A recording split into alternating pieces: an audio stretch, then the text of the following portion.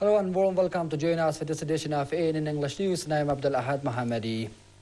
Ministry of Foreign Affairs says peace dialogue with the Taliban was led by the Afghan government and it will not accept any foreign country interfering in the process without its consultation. The comments came at a time that the Taliban had said they would talk with the United States and its allies, but have not mentioned the Afghan government. It is said that White House has agreed to transfer Taliban prisoners from Guantanamo to Qatar and allow the militants to open a political office in the Gulf state in a bid to further talks. As the fuel prices has dramatically been rising day by day during harsh winter season in the country, and angry residents, especially in Kabul, blame Ministry of Trade and Industry for negligence and corruption on this issue.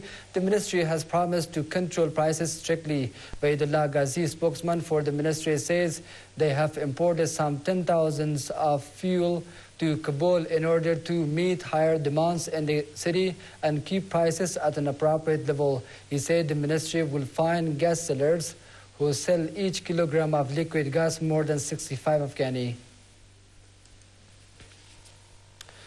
The U.S. military is testing a revolutionary new drone for its arsenal, an unmanned helicopter intended to fly cargo missions to remote outposts where frequent roadside bombs threaten access by road convoys in Afghanistan. Two pilotless models of the Command K-MAX helicopters and a team of 16 technicians are conducting a 6-month evaluation program for the new craft in southern Helmand province. Surveillance drones for monitoring enemy activity and armed versions for launching airstrikes have become a trademark of America's wars in Iraq and Afghanistan.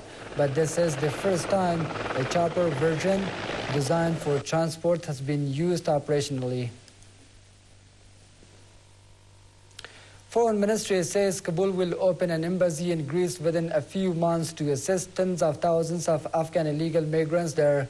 Foreign Ministry spokesman Janan Musazeh says the new embassy in Athens should be open by the end of March, but Kabul will close its embassy in Bulgaria at the same time.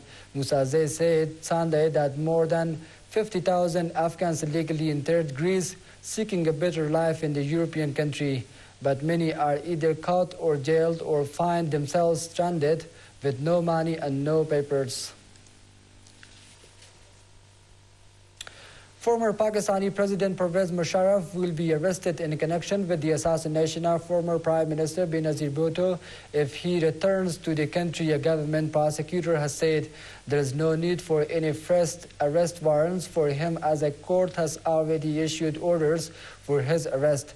Prosecutor Chowdhury Zulfikar said on Sunday. Hours earlier, Musharraf said he would come back later this month to contest the next parliamentary elections. Musharraf has been living in London and Dubai since 2008 when the government led by Bhutto's party forced him to resign. Iran's underground uranium enrichment facility will go on stream soon, the state-run news agency quoting a senior official said on Sunday.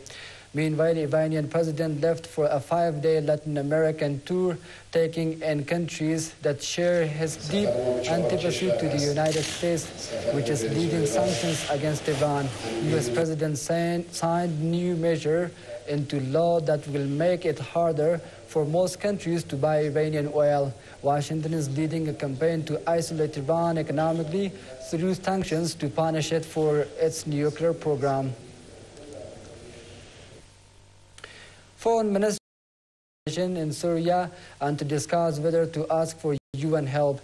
An observer mission sent by the Arab League to assess a peace plan has been criticized as toothless as violence continued despite its presence. At least 27 people died across the country on Saturday. Activists said the clashes came as thousands joined a state-organized funeral for victims of bomb blasts on Friday in Damascus. At least 26 people died in that attack, some of them members of the security forces. A cargo ship which ran aground off the coast of New Zealand 3 months ago has broken in two, spilling containers and other debris into the sea. Officials said heavy seas had snapped off the stern section of the Greek owned Renault, which leaked large amount of oil and becoming stranded in October.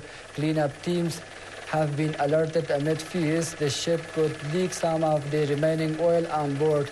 The stranding has been described as New Zealand's worst maritime disaster. Hundreds of tons of fuel have already spilled into the sea. Hundreds of people have been fleeing areas of northeastern Nigeria after a 24-hour wave of violence apparently targeting Christian communities. At least 29 people have died in 4 attacks in Adamawa state, prompting the state governor to impose a curfew. The Islamist Boko Haram group has said it carried out several attacks.